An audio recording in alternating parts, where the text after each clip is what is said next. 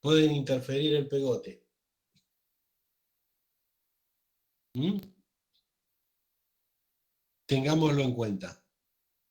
Ahora, siempre que se arme una fórmula, recuerden, una fórmula se arma alrededor de un principio activo.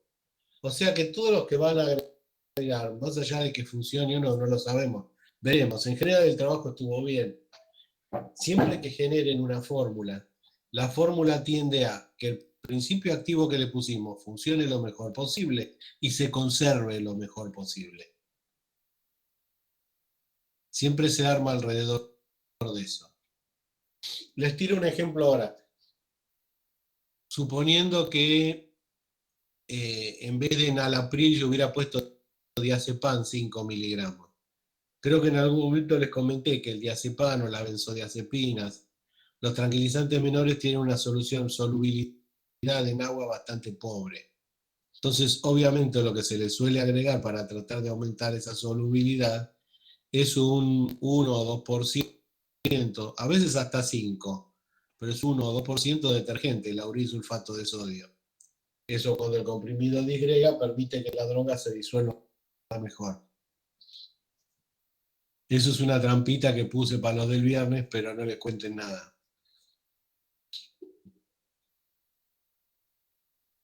Pero recuerden, siempre la fórmula se prepara en torno al principio activo o las mejores cualidades del principio activo que agregamos. ¿Estamos de acuerdo? ¿Estamos de acuerdo? La clase que viene, amigos míos, voy a ponerles otra tarea que tiene que ver con las fórmulas que armaron. Lo que vamos a hacer, lo que van a tener que contarme o diseñar, eso lo pueden hacer consultando lo que tienen o utilizando vuestro maravilloso ingenio. ¿Cómo la preparan? Es decir, ¿cómo proceden a preparar? ¿Qué mezclan primero? ¿Qué le agregan después? ¿Con qué la mezclarían? ¿Cuánto la mezclarían? Si le pondrían algún colorante para que se vea la mezcla. Es decir, utilicen todas las cosas de las que hablamos en las clases pasadas para armar el procedimiento. El procedimiento es, desde que pesaron las materias primas hasta que salió el comprimido. Todo lo que hicieron en el medio. Obviamente, uno por granulación húmeda y el otro por compresión directa, que va a ser mucho más sencillo. ¿Se entiende? ¿Se entiende? Pero desarrollemos el procedimiento. Y lo discutimos la clase que viene. Es decir, hoy vemos esto, en la clase que viene discutimos lo que tenemos que discutir. ¿Les parece?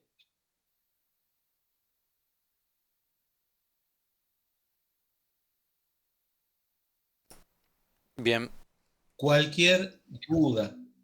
Fenómeno, Sergio. Esperaba que me aparecieras. Fenómeno. Cualquier duda, inquietudes. Para el otro viernes. Tienen toda la semana para hacerlo. Yo igual todavía no puse la tarea, la voy a poner ahora cuando terminemos.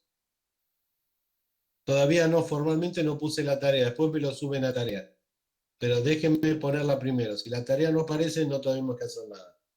Pero en principio lo vamos a discutir el viernes que viene. ¿Está? ¿Dije viernes? No, el lunes que viene, perdón.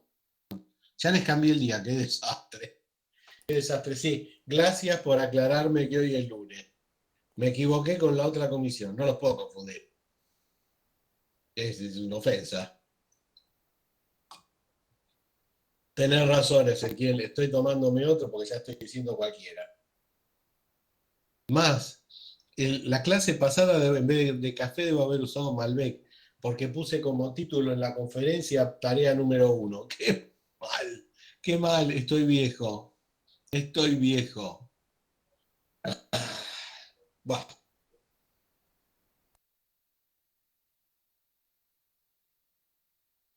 Recuerden, cualquier consulta que quieran hacerme, me escriben ahí al chat y dirimimos lo que tengan que hacer. Si se les ocurre ahora, me la preguntan ahora. Hoy les aseguro que lo que estoy tomando es café. Les digo que estoy tomando café. Una farmacia puede hacer comprimidos. ¿Cuál es? Es una buena pregunta, pues se los puedo aclarar ahora.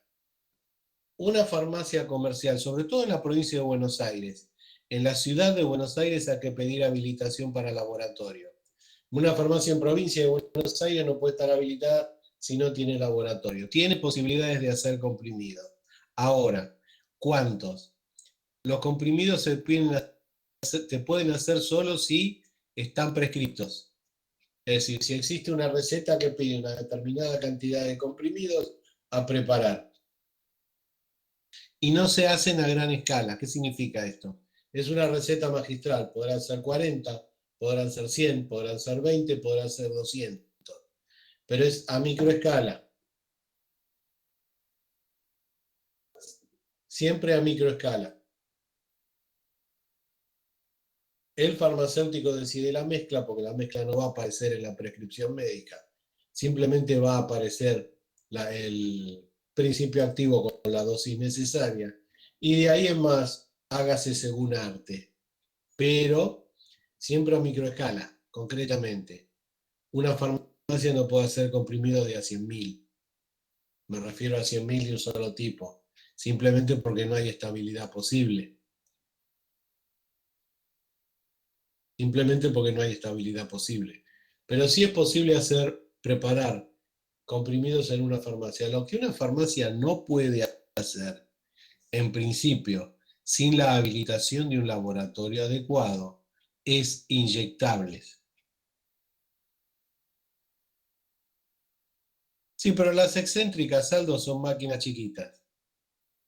Las máquinas excéntricas no son tan enormes como las de la foto. Son máquinas más chicas.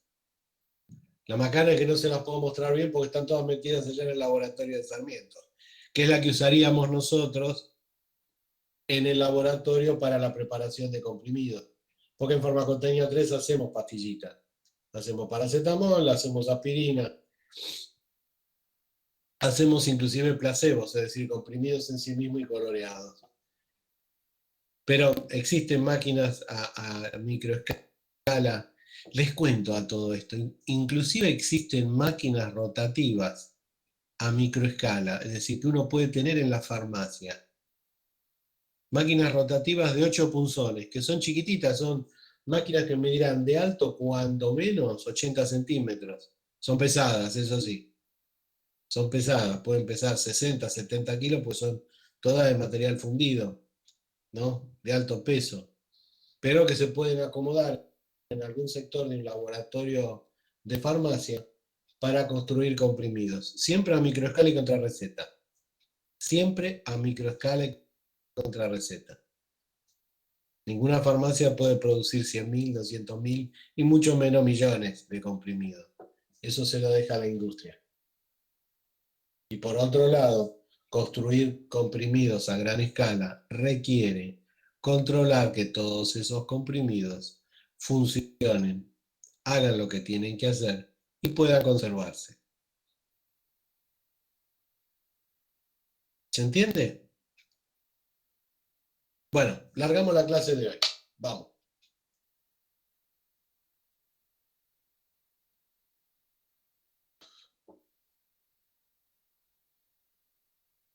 De lo que vamos a hablar hoy es esto, acción sostenida. El título es arbitrario, es decir, de lo que vamos a tratar de desarrollar hoy, o voy a tratar de desarrollar y contarles hoy, son determinadas ventajas que se pueden conseguir en cuanto a la liberación y a la actividad de principios activos, merced a distintas construcciones que se pueden hacer con los comprimidos y con alguna forma farmacéutica sucedánea que puede utilizar otros sistemas de absorción. Veamos.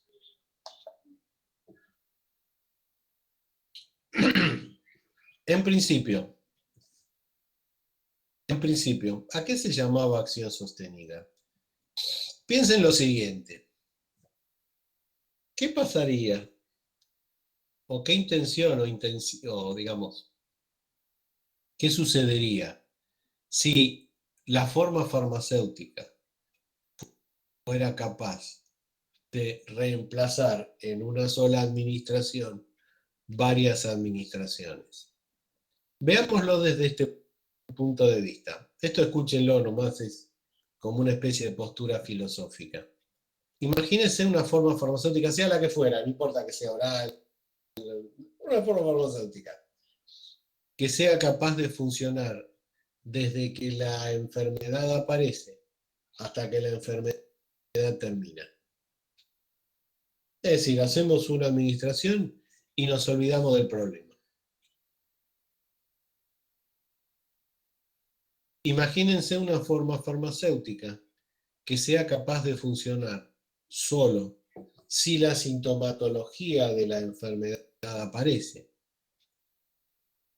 Y si la enfermedad no aparece, no funciona. Pensemos en una forma farmacéutica que sea capaz de funcionar solamente en el lugar donde se produce la enfermedad o en el órgano que tiene el problema, sin tener ninguna injerencia en ningún otro órgano. Imagínense una enfermedad, una forma farmacéutica que sirva de la misma manera para todos. Y vamos a algo más complicado todavía. Imagínense una forma farmacéutica que no solamente sirva para un tratamiento, sino para arreglar el problema que produce la enfermedad. Generalmente los medicamentos están armados, salvo excepciones, para seguir un tratamiento. El que tiene una arritmia va a tener la arritmia siempre, la corrige a merced de un medicamento. El que tiene un problema de insuficiencia renal va a tener la insuficiencia renal siempre. Va a estar corregida a través de un medicamento. Imagínense si el medicamento ese que le damos corrige la insuficiencia renal, corrige la arritmia o corrige la enfermedad coronaria, por decir alguno. Chao, en todo caso, visto desde otro punto de vista, se acabó el negocio. Ahora, imagínense encima de todo lo que les estoy contando, que todo esto, todas las características a las cuales hago referencia, estén juntas en una forma farmacéutica. Se acabó el negocio de la farmacia. Ahora, desde el punto de vista de la salud, es ideal. Es ideal. Estamos no solamente tratando una enfermedad, la pastilla de Dios, tal cual. No solamente estamos tratando una enfermedad, sino que la estamos haciendo desaparecer. En algunos casos esa desaparición existe. Los antibióticos hacen desaparecer una enfermedad. Algunos antineoplásicos o medicamentos anticancerosos utilizados a cierta etapa de la enfermedad la pueden hacer desaparecer, como sucede a veces con el cáncer de mama, como sucede a veces con la leucemia, como sucede a veces con el cáncer de próstata. Otras veces termina eso malignizándose y chao, se acabó. No hay forma de tratarlo o de retrotraerlo, es mucho más complicado. Y el tratamiento pasa a ser eso, un tratamiento y no una cura. ¿Se entiende? Imagínense que existan anticonvulsivantes que en vez de prevenir la aparición de las convulsiones, hagan que las convulsiones no existan más. Se corrija la conexión nerviosa la conexión nerviosa motora, el sistema nervioso central y se acaba el problema. Los actuales medicamentos que logran determinadas curas, obviamente reciben, este es un comentario aparte también, un precio soberano. No sé si alguna vez oyeron hablar de un medicamento que tendrá, cuando mucho, 5 años. 5 años. Que se llama Dalatasvir. Dalatasvir. Obviamente es un antiviral. Un antiviral que se usa, es un diseño inglés, un antiviral que se usa para tratar hepatitis C. Recuerden, hepatitis C es aquella que puede transmitirse a través de el contacto sexual y demás. Y es terriblemente rebelde. Bueno, el Dalatasvir es un medicamento que se utiliza para la hepatitis B. Un tratamiento de 30 días erradica la hepatitis B. El tratamiento es exitosísimo. Exitosísimo. Una pastillita por día, 30 días. El virus de la hepatitis B, de la hepatitis C, perdón, desaparece. Ese medicamento no tiene más de 5 años. Obviamente una cajita de 30 pastillas sale algo así como 400.000 pesos. Descuento. Descuento. No es para un tratamiento común ni para comprarlo en la farmacia. Pero el hecho es que se ha logrado, en este caso, un medicamento que es capaz de tratar una enfermedad viral, no solamente reducir sus efectos, como pasa con los medicamentos HIV, sino que la hace desaparecer. La hace desaparecer. Fenómeno. Ahora, tiene efectos adversos. Eso sí, no es un medicamento ideal. Patea mal el hígado, hay que tratar al hígado con otras cosas para que no se dañe, etcétera, para que el medicamento no lo dañe, etcétera, etcétera, etcétera. Pero es a donde apunta la medicina en un futuro. Y no solamente hablando de medicamentos, sino de sistema de curaciones. Eso después lo vamos a ver en la clase de nanotecnología, donde no solo podemos hablar de medicamentos, sino de sistemas que se ocupan de reparar tejidos. Si bien es a futuro, no es que existan formalmente aplicables hoy. Fenómeno. Volvamos al principio. ¿De dónde surge la idea de la acción sostenida? O de la acción, digámoslo así, acción sostenida o repetida.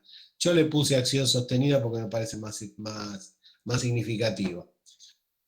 Imagínense la posibilidad, en principio, de reemplazar con una aplicación varias aplicaciones. ¿De dónde surge esto?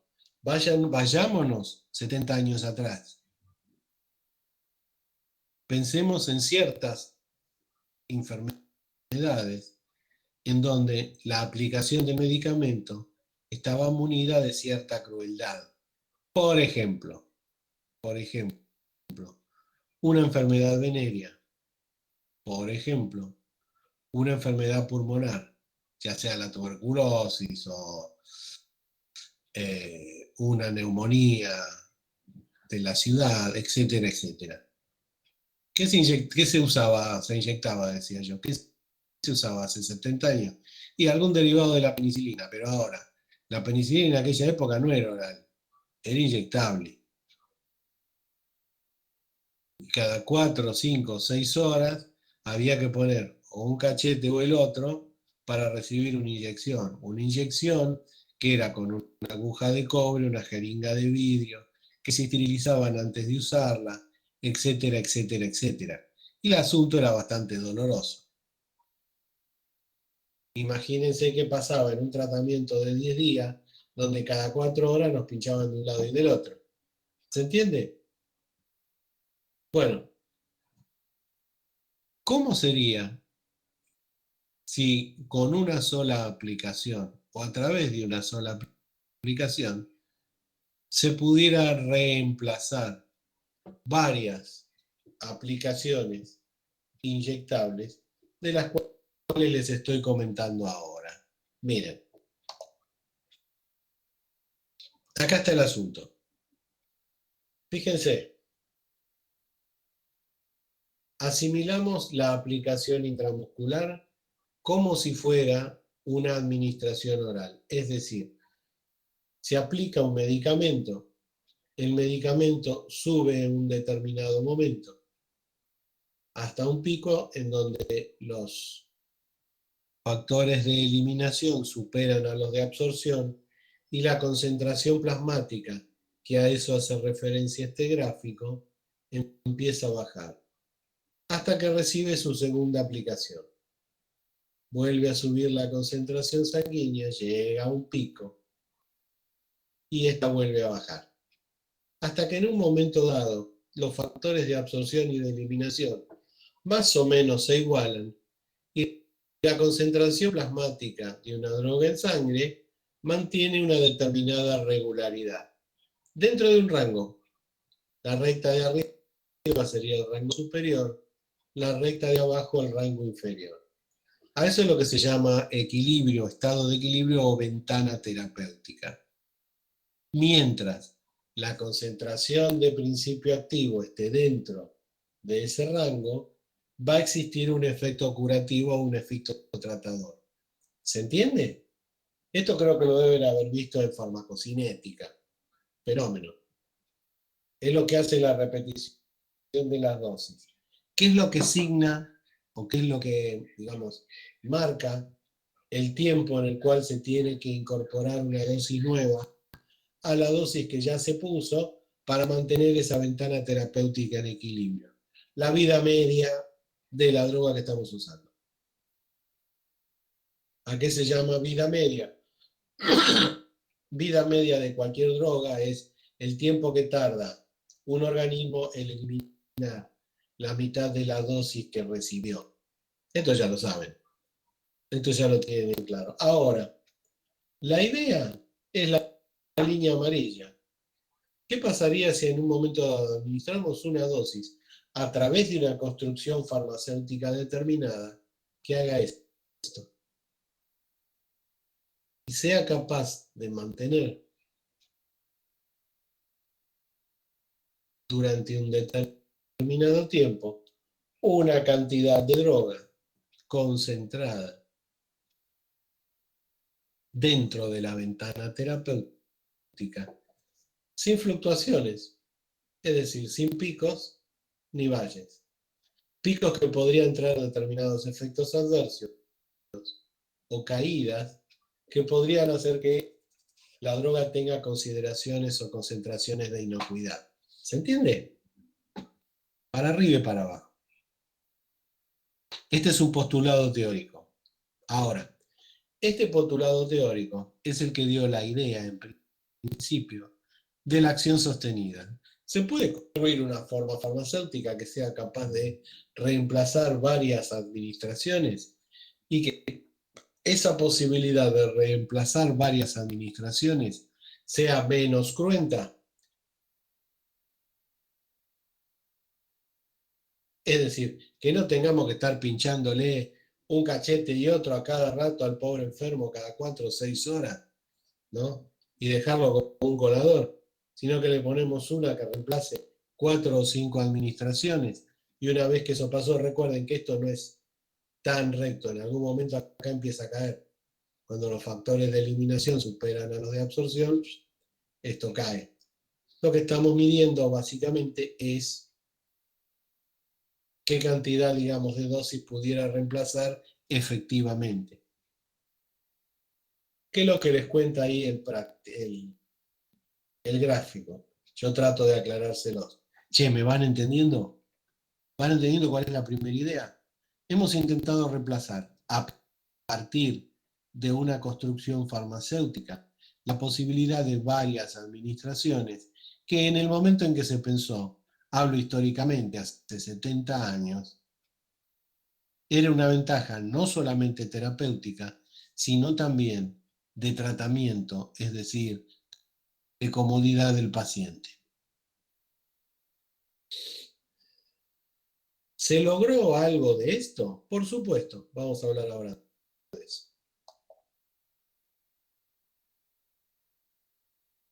Vamos a definir, en principio, una de las ventajas de la aplicación de una dosis que reemplaza varias. Uno es lo que llamamos efectos adversos dosis dependiente. Es decir, un efecto adverso dosis dependiente es aquel que aparece cuando la dosis recibida es por ahí excesiva.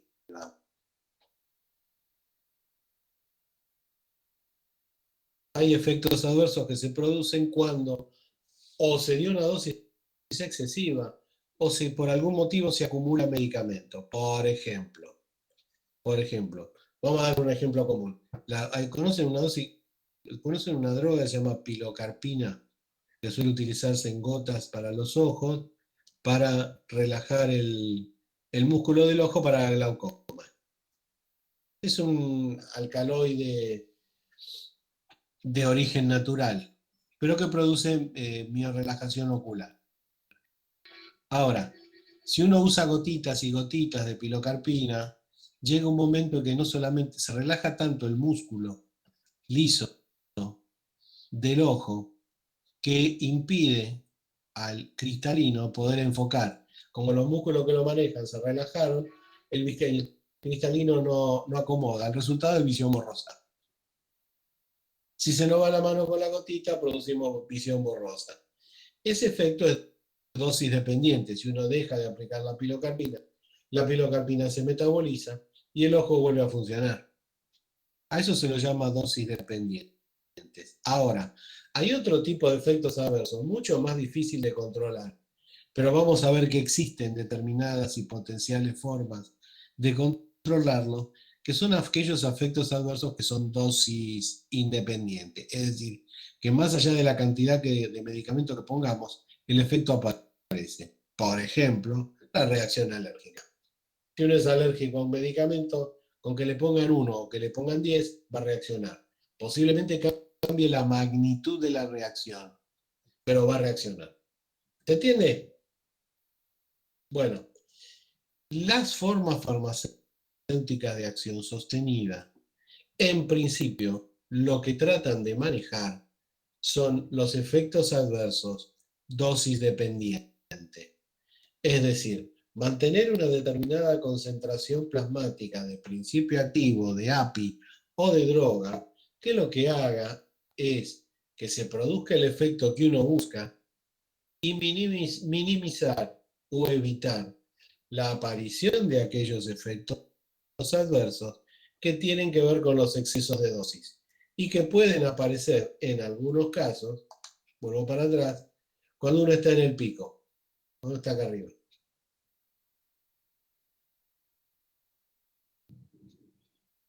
¿Vamos bien? Sí, sí. Fenómeno, fenómeno. Seguimos, seguimos.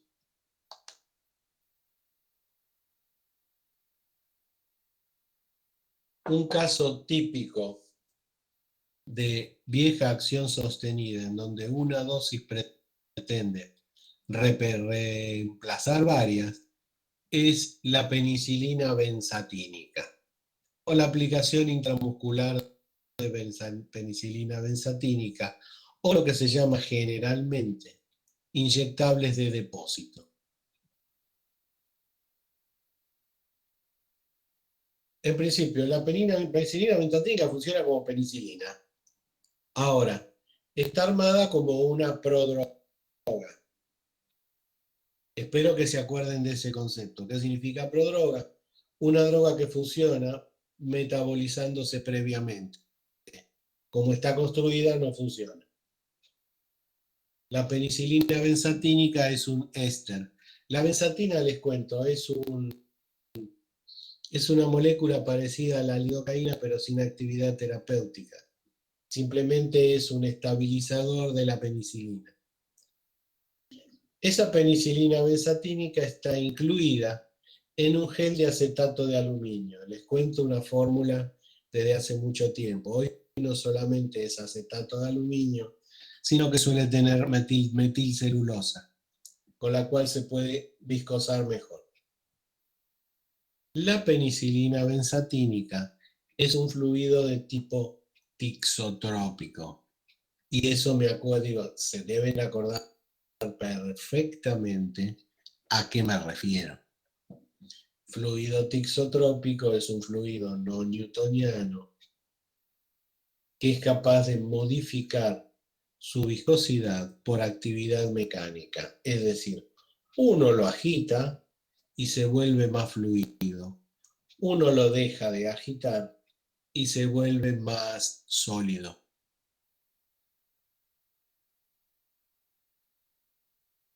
¿Qué sucede entonces? Fenómeno.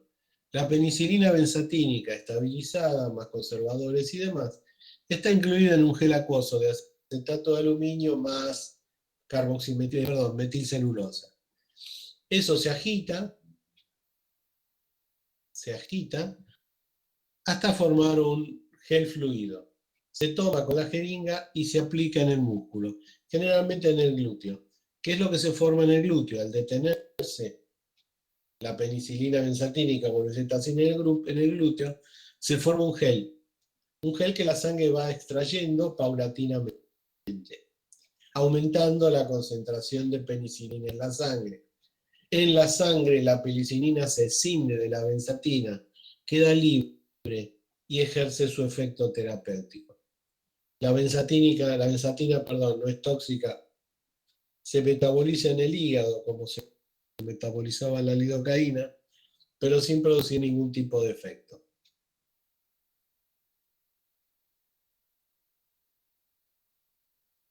¿Esto qué significa?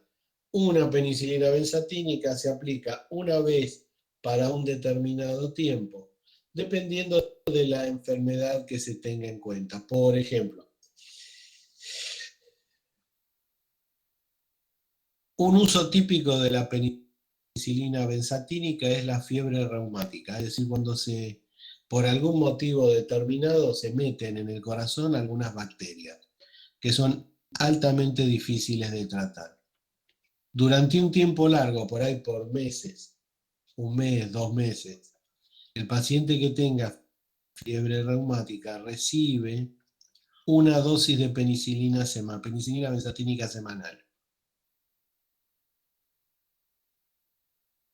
Un día de la semana tiene que recibir la penicilina benzatínica. Les cuento, que hoy aplicar una penicilina benzatínica, el Pendiven de Bagó, el Bencetacil, que es de Pfizer, etcétera, etcétera, es sustancialmente mucho más fácil que hace 70 años atrás o 60 años atrás.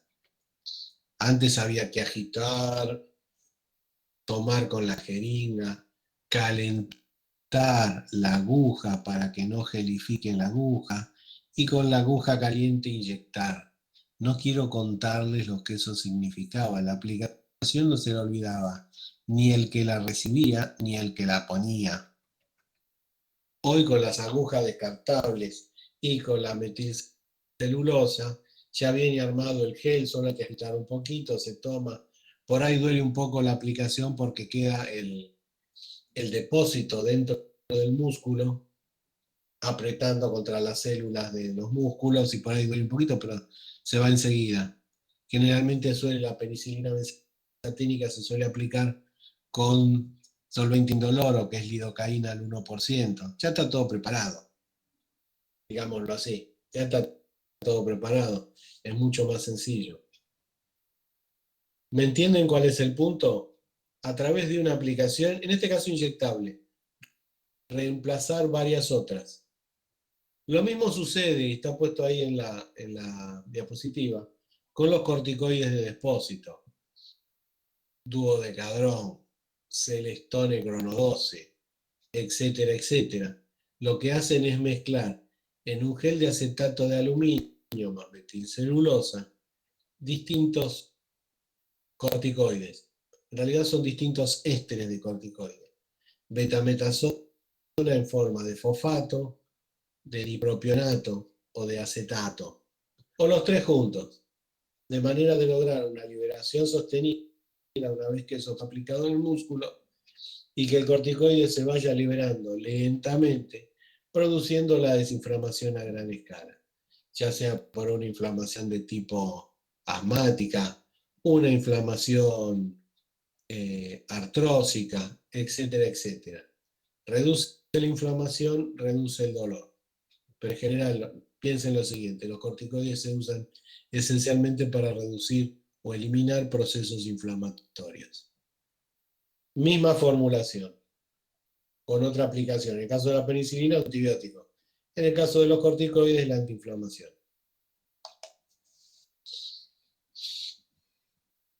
Ahora, imagínense llevar modelos de ese tipo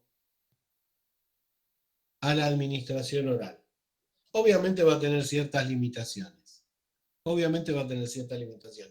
La primera, no va a ser para meses. El sistema digestivo mantiene lo que tiene adentro entre 16 y 18 horas. El resto se fue. Así que en todo caso, podríamos insinuar una imitación de lo que hemos visto en la aplicación inyectable a través de la vía oral para un determinado tiempo. Generalmente ese tiempo es un día. Es decir, se puede hacer lo mismo, se puede construir lo mismo en la administración oral para un tiempo determinado y algunas cosas se han visto.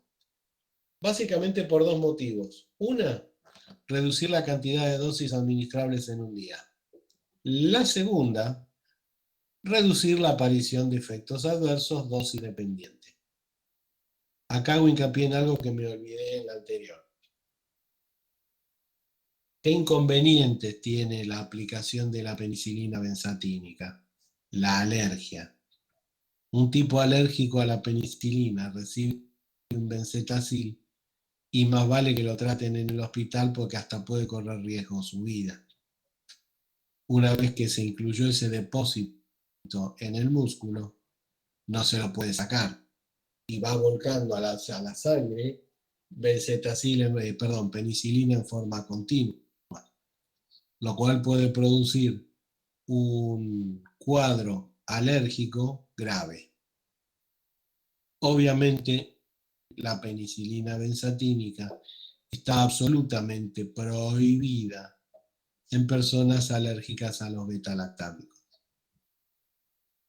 Ahí el tratamiento pasa a ser con otras cosas, generalmente con alguna eritromicina también de acción sostenida, o lo que suele pasar a veces es usar cefalosporinas, que más allá de que sea un beta-lactámico, suele traer menores reacciones alérgicas.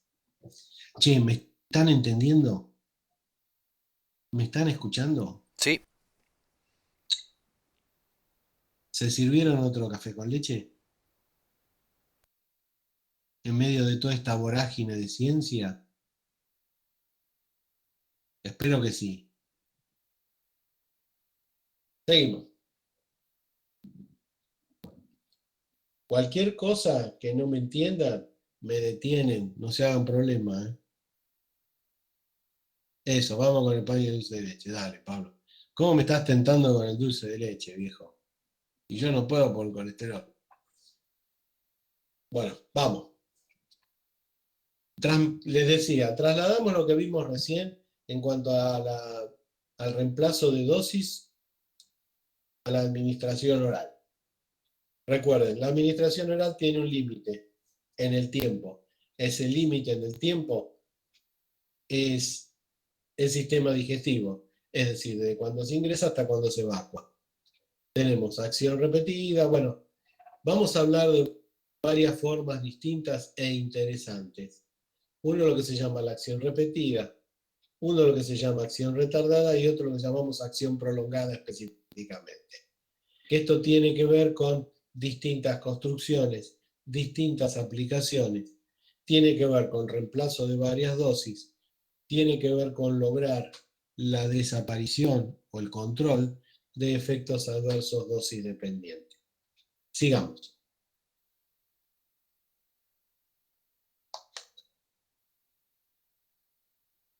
Ahí largamos. Bánquenme un segundo que me voy a servir un café con leche.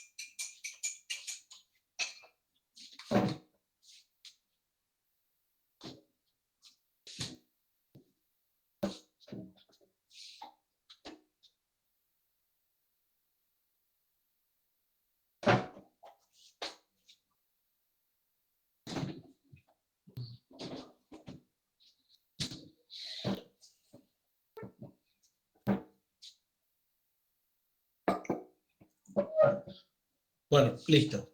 Volvamos al tema. Hablamos de acción repetida. Imagínense una construcción que tenga, de alguna forma, separadas dentro de su construcción, dos dosis a absorber a tiempos diferentes. Véanlo así. Primero les cuento la idea original y después les cuento la idea de cómo se hizo real. En principio era lo siguiente, un comprimidito con cubierta entérica, es decir, con una cubierta que fuera capaz de atravesar el estómago y que adentro tenga una determinada dosis de algo, dosis A, de una droga A.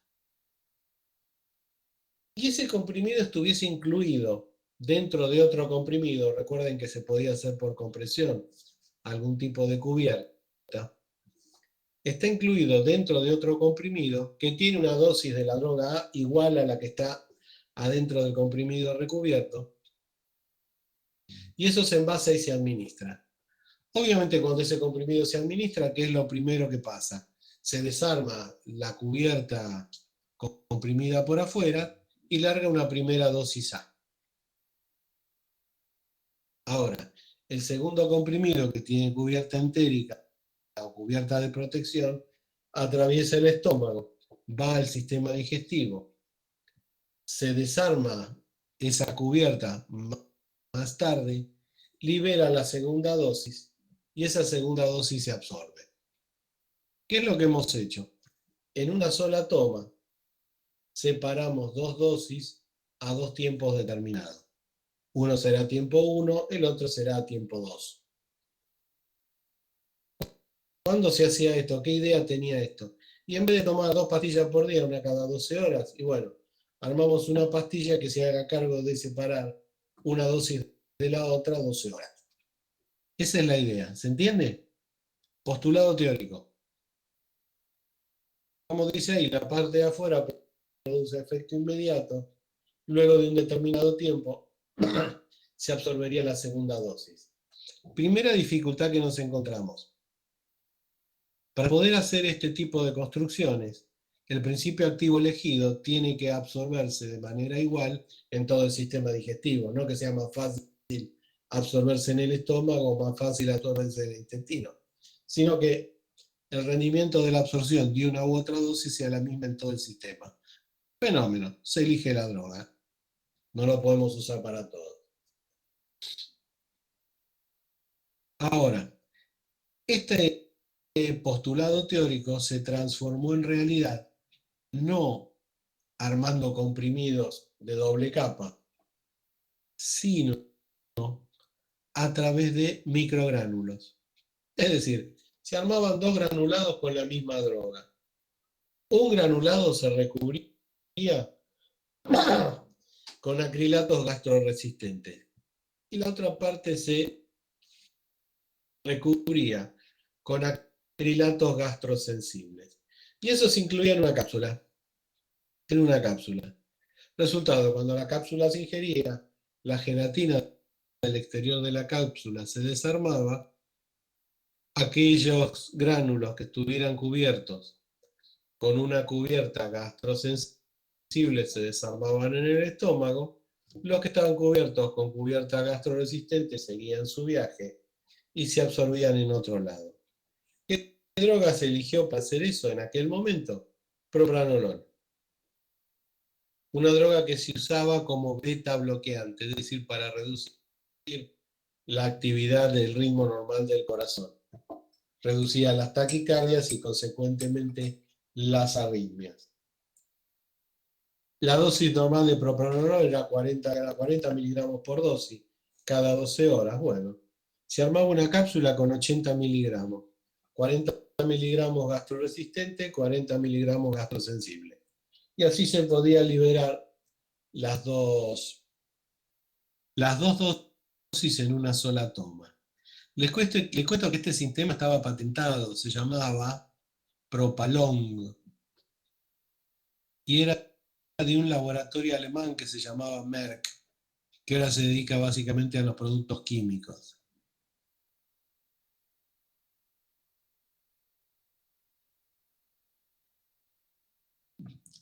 Este sistema es de principios de los años 80. Y lo que hacía básicamente es separar las dos dosis del propranolol para que se pudieran absorber a tiempo distinto. Propranolol no tenía problema de absorción, se podía absorber tanto antes como después. Ahora, ¿qué es lo que hizo que este sistema desapareciera? Y aparecieron drogas mejores. Olvídense de usarlo con otra droga. La primera que reemplazó al propranolol en el uso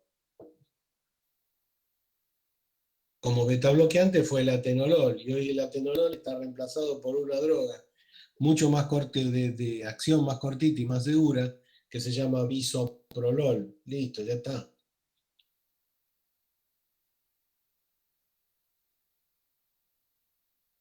Es decir, la aparición de productos de mejor eficacia hizo que, a la larga, la acción repetida como sistema, más allá de que en algún momento tuvo éxito tanto comercial como terapéutico, desapareciera. ¿Me entendieron todo? Un formato de construcción que tiene que ver con la versatilidad de la compresión o de la administración oral. ¿Me están entendiendo?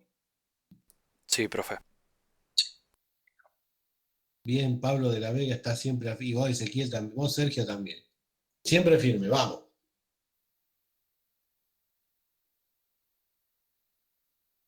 Vamos a otro.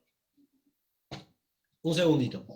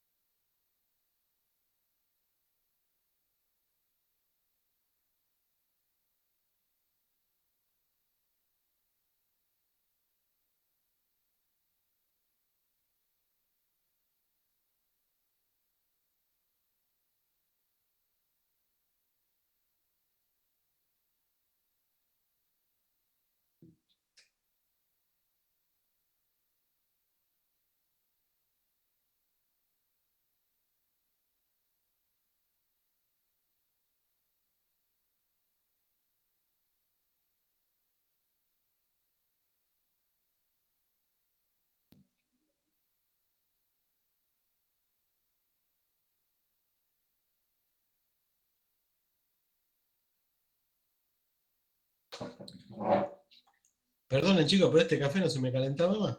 Tuve que arreglar la cosa. Bueno, ya está, ya está. Seguimos. Acción retardada.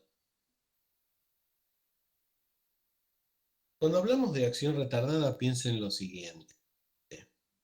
Lo que pretendemos es que la droga se libere después. Retardar significa hacer que aparezca más tarde de lo que aparecería normalmente. Esa es la idea. ¿Qué significa? Una droga incluida en un comprimido, comprimido recubierto. Comprimido recubierto que permite por ahí que la droga, en vez de absorberse o liberarse en el estómago, pase al intestino por algún motivo. Lo que estamos haciendo es simplemente que no sea absorbida en el estómago por un motivo determinado y pase al intestino para que pueda absorberse por otro motivo. A eso se llama acción retardada. Ejemplo típico, la aspirina. A la aspirina se la recubría, la diapositiva habla de Ecotrin. El Ecotrin era una aspirina recubierta con gelatina, gelatina gastroresistente. Hoy se usan filmes, las que vienen cubiertas como la aspirina Prevent y demás, suelen tener un film, no la vieja gelatina de otra época. Pero el asunto es así. La aspirina está recubierta de manera tal de que no se libere en el estómago para no producir agresión gástrica o gastritis. Pasa al intestino, donde el pH es un poco más alcalino, se disuelve más rápido y se absorbe. Ahora, si bien la aspirina se absorbe mucho mejor en el estómago por el hecho de que al ser el estómago ácido, la aspirina se encuentra en forma base y se absorbe más rápido. Recuerden que siempre los medicamentos se absorben mejor en su forma base, algo que vemos desde farmacotecnia 1. La superficie de absorción del intestino es infinitamente superior, es decir, es mucha superficie de absorción. O sea que va, digamos, de alguna manera a compensar la calidad de la absorción, no hay problema. Ahora, ¿qué hicimos con la aspirina? La recubrimos para que pase al estómago, al intestino y produzca menos agresión. A eso llamamos retardado. Hicimos que se absorbiera después para tratar de sortear un problema, en este caso, la agresión gástrica de la aspirina. ¿Se entiende? ¿Me lo pescaron? Esto también se consigue a través de la concentración de la construcción de un comprimido más el agregado de alguna cubierta. Seguimos. Acción prolongada. Lo que esperamos en el caso de la acción prolongada o sostenida, propiamente dicha, es lograr una liberación de droga en el tiempo sustentable. Digámoslo así. Un comprimido construido de esta manera es capaz de liberar la misma cantidad de droga en la unidad de tiempo durante un tiempo determinado. 10 minutos, 20 minutos, 2 horas, 6 horas, pero durante ese tiempo, la forma farmacéutica construida es capaz de liberar una determinada cantidad de droga. Obviamente, lo que se pretende es que si la forma farmacéutica libera una determinada cantidad de droga en un determinado tiempo, esa droga sea la misma que se absorbe. Consecuentemente, que en la sangre haya una determinada cantidad de droga en la unidad de tiempo durante un tiempo determinado, mientras funcione la forma farmacéutica que la libera. Concretamente, si en un tiempo determinado se libera 1 miligramo por minuto, que en la sangre haya durante 20 minutos 1 miligramo de concentración, porque cada minuto se le liberaría 1 miligramo y ese miligramo es absorbido. Absorbido genera su efecto, consumido y aparece otro nuevo. Básicamente es una cinética de orden cero. Cinética de orden cero, recuerden que si pudiéramos hacer concentración plasmática en función del tiempo, sería una línea recta donde la concentración sería siempre la misma. ¿Se entiende? Simplemente esto se llama cantidad constante, no proporción constante. Eso sería el orden 1 y se complicaría la historia. Acá es cantidad constante, orden 0.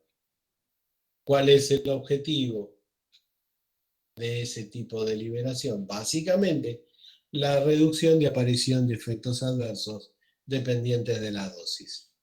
Lograr una determinada actividad terapéutica, reducir la cantidad de efectos adversos o que directamente no aparezcan.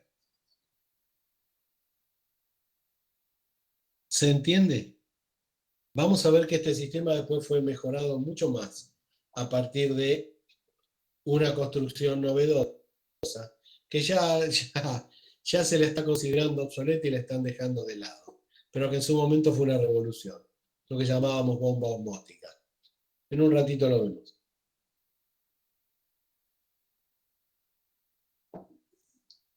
Veamos.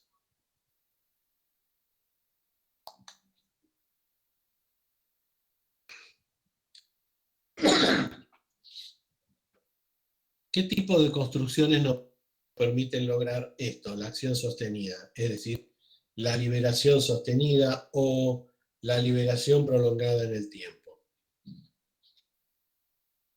En principio, las matrices hidrófilas, las matrices rígidas y las matrices hidrófobas. Esto tiene que ver con la vía oral que vamos a describir ahora.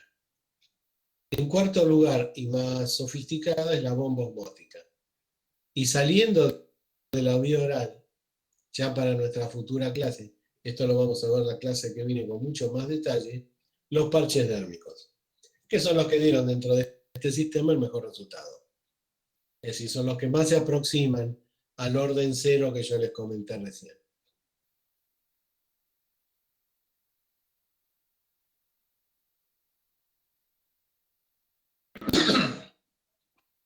Piensen lo siguiente, ¿a qué se llama una matriz hidrófila?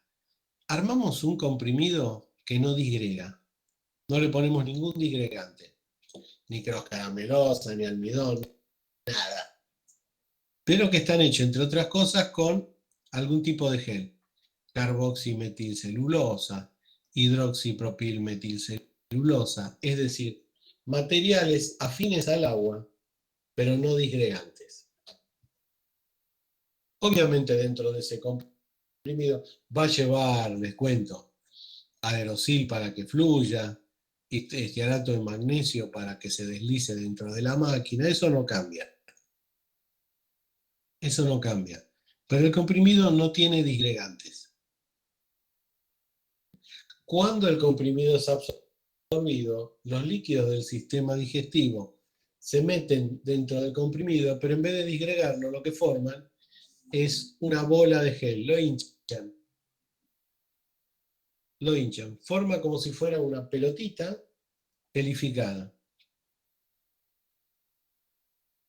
Obviamente esa pelotita gelificada tiene determinados canalitos por donde va a ir pasando el líquido digestivo, va a disolver la droga que se encuentra distribuida dentro del gel y va a ser absorbida, va a ser extraída. Por cada proporción de líquido que entra, por cada proporción de líquido digestivo que entra, hay una proporción de líquido con droga disuelta que sale. Y eso es proporcional. Es decir, matemáticamente se asocia la entrada de líquido digestivo y la salida de droga disuelta. Mientras cuando, ¿durante cuánto tiempo? Mientras la solución de droga que se encuentre dentro del gel que es extraído permanezca saturada. Mientras entra droga y sale, el contenido permanece saturado. Cuando se pierde la saturación, cae la concentración de droga en sangre desde ya. Pero mientras se pueda mantener saturado el contenido, es proporcional el líquido que entra a la droga que sale. ¿Y eso qué es lo que produce? El orden cero. Siempre lo mismo. O es lo que se pretende.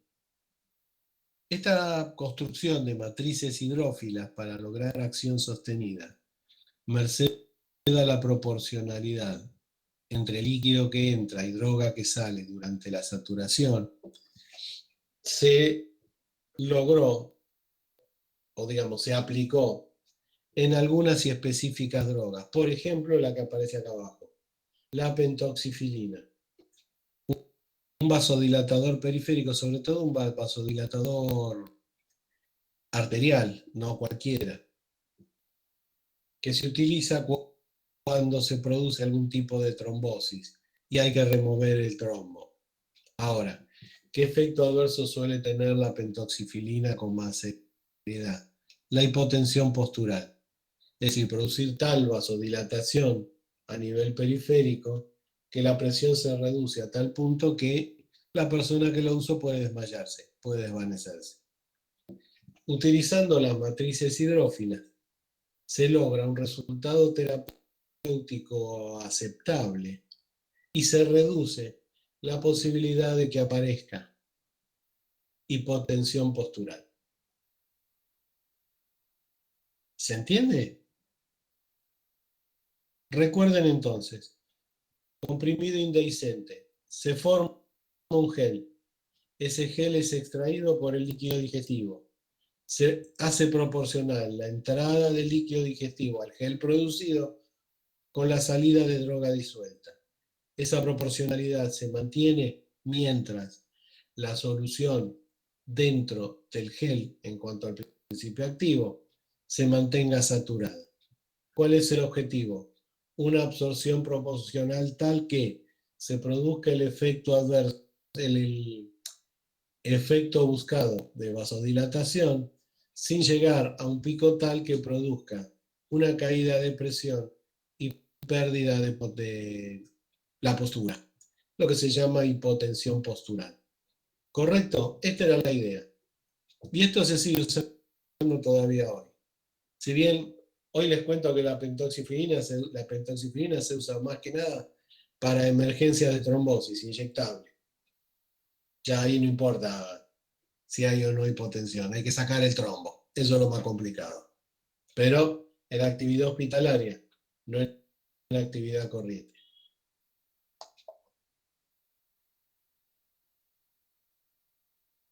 Matrices rígidas. Algo similar a lo anterior, pero en este caso no hay ninguna formación de gel. Hablamos de un comprimido que es completamente indehiscente, indigerible. Un comprimido hecho de plástico. Por ejemplo, de acrilatos. El apio está metido dentro de esos acrilatos en los cuales se lo comprimió y se armó un comprimido. Por supuesto que va a llevar lubricantes, tanto aerosil para que el polvo se mueva, como hidroestiarato de magnesio para que pueda salir de la matriz. Eso va. Va a estar coloreado, muy pichichú. Pero el comprimido es indehiscente. Ahora, el comprimido está lleno de canalitos o ranuritas en donde puede ingresar y ha de ingresar el líquido del sistema digestivo para ir extrayéndolo en su contenido de principio activo. Forma de proceder o forma de funcionar la misma que en el caso del gel. Es decir, una proporción de líquido que entra, una proporción de droga disuelta que sale. Eso va a ser proporcional mientras la solución de droga dentro del paquetito del comprimido se mantenga saturada. Recuerden, orden cero, la misma concentración a medida que pasa el tiempo. Eso es lo que se busca. Obviamente es biológico, no va a ser tan así, pero es la idea matemática que los produce. El resultado es lo mismo que en el caso de las matrices hidrófobas. En este caso en particular, no hablamos de la producción de efectos adversos, sino de la calidad o el rendimiento de la absorción. El sistema de matrices rígidas se usó, se patentó, se llamaba Gradumet, una patente del laboratorio Abbott, para mejorar el rendimiento en la absorción de hierro, hierro 2. Es decir, que hierro no quede a merced del sistema digestivo y pase a hierro 3, lo cual lo haría biológicamente inviable y eliminable a través de las heces. Entonces, ¿qué se hacía? Un comprimido que permitía que el hierro se liberara a determinada velocidad, fuese absorbido, y ya una vez absorbido que saliera más hierro y se siguiera absorbiendo. Concretamente, la matrices rígidas es un sistema de acción sostenida que maneja la liberación en el tiempo de un determinado producto, en este caso el hierro, para aumentar el rendimiento de su absorción. El mismo sistema que en el caso de la matriz gelificada, pero rígida, rígida. El comprimido se elimina tal cual entró, sin desarmarse. Eso sí, vacío del hierro que tiene. ¿Se entiende? ¿Vamos bien? ¿Se entendió? Vamos bien. Fíjense que estamos mezclando, digámoslo así, o estamos proponiendo distintas construcciones de la forma comprimidos para lograr dentro de un determinado día una determinada mejora de la absorción. Les cuento, las matrices rígidas suelen administrar una vez por día, las matrices hidrófilas se administran una vez por día, con una determinada dosis que está controlada en su liberación, se absorbe a determinado tiempo y reduce en algún caso la aparición de efectos adversos, en otro caso la reducción de, la mejora en la absorción para reducir la producción de hierro 3. Seguimos.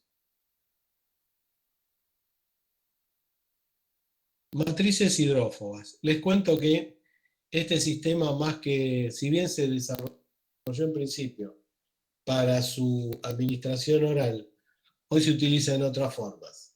Suele estar incluido en bronceadores y en otras formulaciones cosméticas. Pero el asunto es así. Imagínense un comprimido hecho absolutamente de grasa. De grasa, ¿eh? Le digo triglicéridos, palmitatos, estearatos, cosas así muy raras. Muy raras. Y dentro de ese comprimido graso, un determinado principio activo. Ese comprimido se ingiere. Obviamente los líquidos digestivos no van a funcionar sobre el sistema graso porque no lo van a poder disolver. Entonces, ¿qué es lo que va a funcionar? Básicamente la degradación enzimática. La idea es que tanto las estearasas, lipasas, etcétera, etcétera, que hay en el sistema digestivo, lipasas pancreáticas, etcétera, etcétera, vayan digiriendo el comprimido mientras van liberando su contenido en principio activo. Ahora, ¿cómo es que podemos llegar o cómo podríamos llegar a orden cero en este tipo de trabajos? Muy sencillo. Se supone que la cantidad de grasa que se incorporó al sistema digestivo y que va a ser degradada por las enzimas, logra la saturación de la enzima, lo cual hace que la velocidad de degradación enzimática sea siempre la misma. Un presunto orden cero, mientras esté saturado el sistema enzimático. Esto obviamente no prosperó mucho. ¿Por qué razón? Porque no es lo mismo la cantidad de enzima en cada persona. Esto ya depende de un rango biológico muy grande. Y por otro lado, no va a funcionar lo mismo el comprimido después de haberse tomado un café con leche que después de haberse comido un asado. Al comer un asado, el páncreas lo que hace es producir enzimas a patadas. Si uno se toma el comprimido después del asado, se va a digerir muchísimo más rápido que si se lo tomara con el estómago vacío. ¿Se entiende? Ahora, esto funciona fenómeno en microgránulos o en emulsiones cuando se lo utiliza para emulsiones solares y demás. Los granitos se suelen incorporar, o microgránulos, cerca de los bulbos pilosos y demás. Y en la piel misma se produce esta degradación y va liberando el bronceador, dándole un poquito más de tiempo para que funcione, más allá de que si este sistema no estuviera. Si alguna vez oyeron hablar de spanzules, cronozules o cosas por el estilo, que son nombres patentados, se refiere a esto, a micropartículas, y después en un ratito, en un par de clases, vamos a ver nanopartículas grasas, que se utilizan como reservorio de droga y que esas drogas se van liberando, entre otras cosas, merced a actividad enzimática. No ya en administración oral, sino en aplicaciones en un montón de cosas, inclusive inyectables. Pero ya no hablamos de micropartículas, sino de nano partículas. El asunto se achicó muchísimo.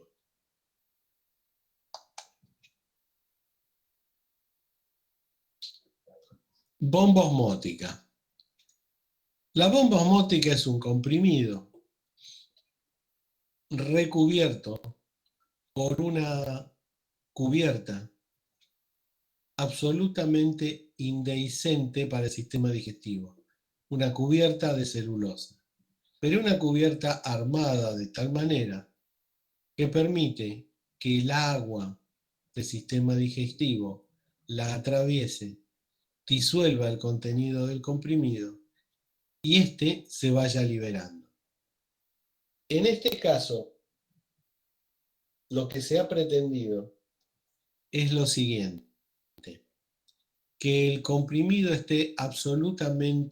sea absolutamente independiente del sistema digestivo y solo intervenga en la liberación de la droga el agua que haya en ese sistema digestivo. La liberación de la droga se produce a través de diferencia de presión osmótica producida por el agua que existe en el sistema digestivo.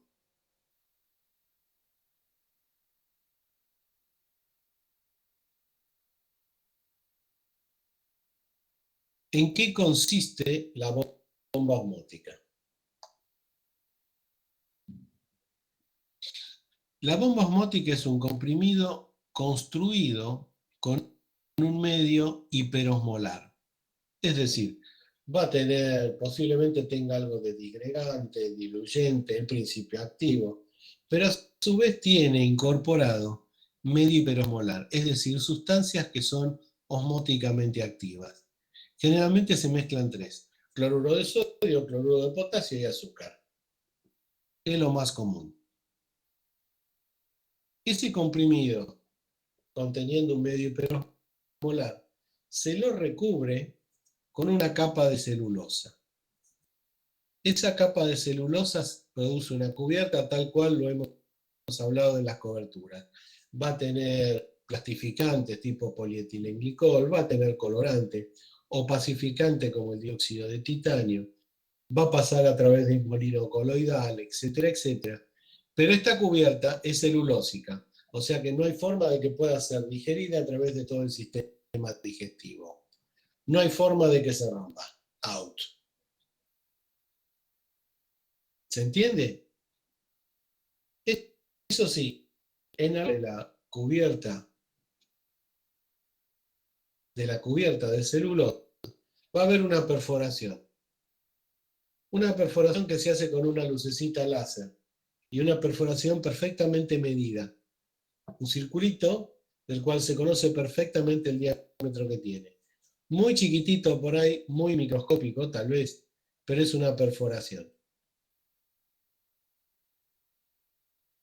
El grosor de la cubierta celulósica también está calculado.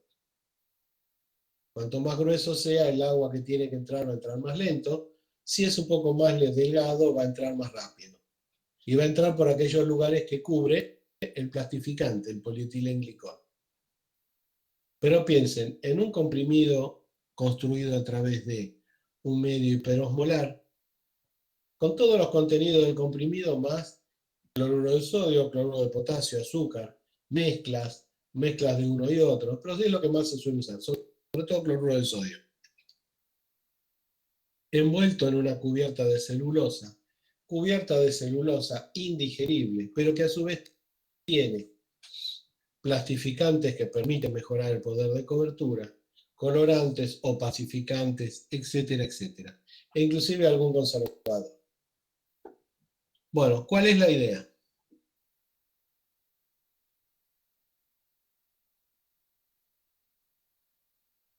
Fíjense acá, comprimido, cubierta o membrana semipermeable que le suben. Si bien el término semipermeable es biológico, esto porque hay determinadas cosas que pueden pasar y no, otras que no pueden pasar. Esto está armado de tal manera que lo único que puede pasar por acá es el agua y un orificio de salida. ¿Qué es lo que sucede? esta bomba se ingiere. Se ingiere con una determinada cantidad de agua detrás. El agua que se ingiere atrás suele ser medida. ¿Por qué razón? Porque tiene que ver con la presión osmótica, que va a permitir la liberación lógica del contenido de la bomba. El agua atraviesa la membrana de celulosa simplemente porque la presión osmótica es positiva hacia adentro del comprimido. Y esto se hincha, se forma una pelota, en donde lo que está adentro se disuelve. Entre esas cosas, el principio activo. ¿Por dónde va a salir el principio activo que se disolvió dentro de la pelota, producida dentro de la cubierta de celulosa? Por el orificio que preparamos. A través del orificio va saliendo la celulosa, el principio activo. Por cada unidad de agua que entra, es una unidad de principio activo que sale. Es decir, se hace proporcional la entrada de agua a la salida de droga en solución. ¿Mientras cuánto? Mientras la solución de droga dentro de la bomba permanezca saturada. Resultado, orden cero. En este caso, un orden cero absoluto y medible, porque eso va a salir proporcionalmente al agua que uno ingirió detrás de la pastilla. ¿Se entiende? Obviamos el sistema digestivo. La salida de la droga o del principio activo de la bomba osmótica se maneja a través de el agua que le incluimos después. ¿Me están entendiendo? Rebobinamos un poquito. Comprimido con medio hiperosmolarmente activo. Cubierto por una cubierta de celulosa indigerible, pero porosa de manera, poros que producen, entre otras cosas, el polietilenglicol que se usó como plastificante. El agua entra, produce determinada presión de salida y sale por el agujerito que le hicimos al comprimido. Es proporcional la salida de droga por el agujerito o de principio activo por el agujerito a la cantidad de agua que entra. Mientras la solución dentro del paquete de celulosa permanezca saturada, la salida de la salida de droga es proporcional. Lo que se logra, orden cero. ¿Qué drogas suelen utilizarse o qué principios activos suelen utilizarse con más frecuencia en bomba osmótica? Se usan en bomba osmótica principios activos medianamente solubles en agua. Es decir, que de alguna manera regulen el tiempo. Si fueran muy solubles en agua, salen de golpe. Se solubilizan y el agua los tira para afuera. Simplemente porque la presión osmótica es muy grande. Si fueran poco solubles en agua, tardarían muchísimo en liberarse y posiblemente la bomba osmótica se eliminara con droga adentro.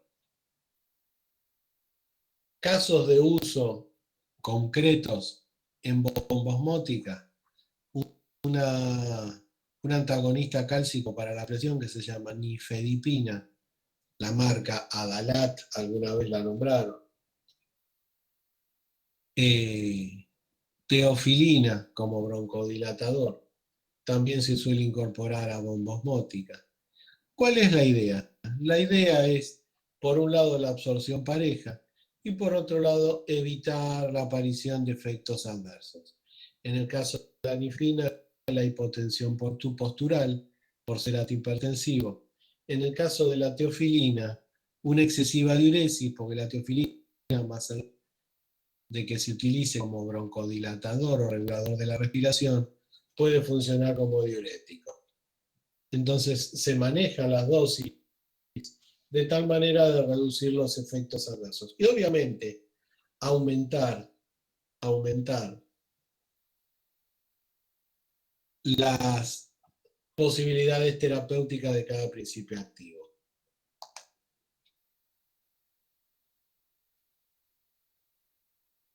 Esto es lo que les contaba recién. Drogas que se utilizan para, perdón, sistema que se utiliza para drogas medianamente solubles en agua. Son las que mejor funcionan a partir del sistema de bomba osmótica.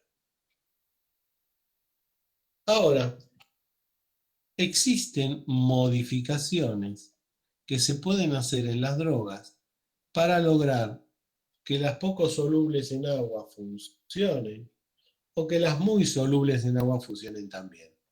Les cuento, cuando una droga es muy soluble en agua y se le ocurre a alguno meterla en una bomba osmótica, lo primero que se hace es modificar la solubilidad intrínseca de la droga, es decir, se la transforma en una prodroga medio soluble.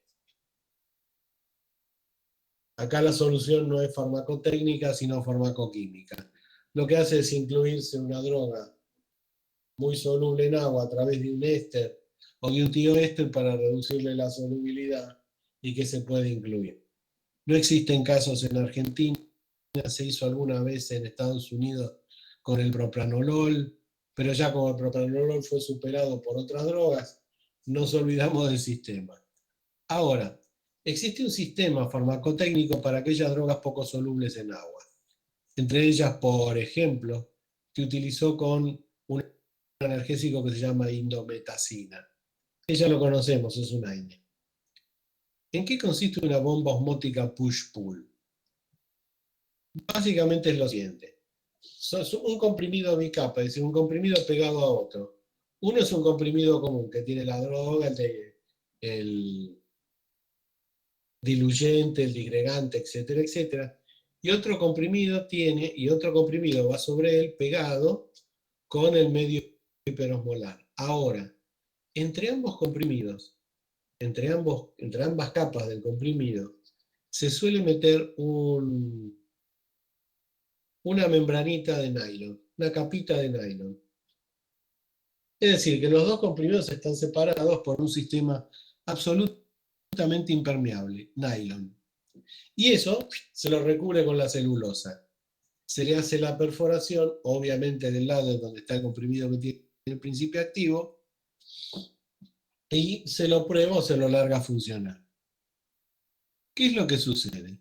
Obviamente, agua va a entrar en mayor proporción en donde está el medio hiperosmolar, pero también va a entrar agua donde se encuentra el principio activo. El agua que entra al medio hiperosmolar presiona sobre la membrana de nylon y expulsa a través del agujerito al comprimido que tiene arriba, principio activo más otros componentes, hacia afuera, independientemente de que esté disuelto o no.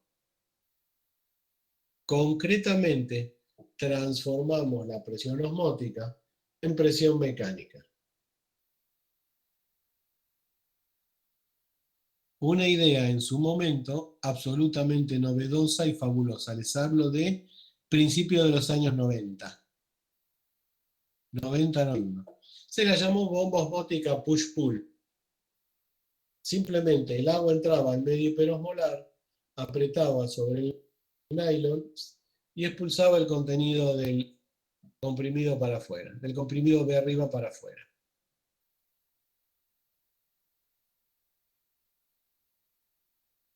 ¿Se entendió? ¿Se entiende la forma en que producía? Esta es la descripción de un modelo que hoy les cuento no se usa, pero que se probó en su momento, se probó con indometacina, anduvo más o menos. Hacerlo era muy caro, así que volvimos a los comprimidos tradicionales. Pero era una idea de lograr actividad sostenida, absorción sostenida de una droga a determinado nivel. ¿Cuál era el objetivo?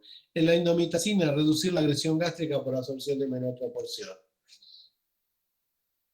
El sistema en general no anduvo por varias cosas, entre ellas porque es muy caro.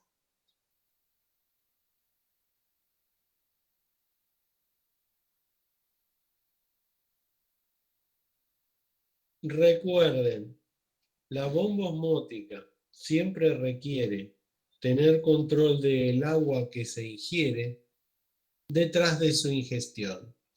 Generalmente se sugiere entre 200 mililitros y cuarto litro. Eso asegura que la bomba osmótica funcione a pleno mientras está dando vueltas por el sistema digestivo. Se suele tomar una por día y mantiene una concentración constante de droga o de principio activo en la sangre de manera tal de que produzca el efecto que se busca y se reduzca la aparición de efectos adversos. Existen dos sistemas patentados de bomba osmótica, uno que se llama OROS, Oral Osmotic System, que pertenece a Bayer, y hay otro que se llama SOL, Sistema Osmótico de Liberación. En ese caso, en vez de estar todo mezclado en un comprimido, hay un comprimido bicapa cubierto, sin la planchita de nylon, sino un comprimido completo. El sistema SOL es una patente argentina del laboratorio ELEA, Phoenix. ¿Me entendieron todo?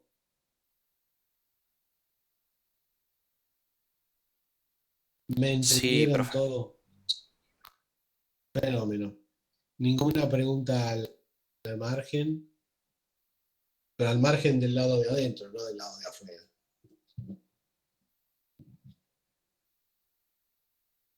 Fantástico. Niños, que tengan buena semana. Que tengan buena semana. Gracias En un igualmente. ratito yo ya les publico lo que, para ustedes lo mismo. En un ratito ya les publico la tarea 2 y la discutimos la semana que viene. ¿Les parece? Bien. Buena semana, niños. Nos vemos la próxima.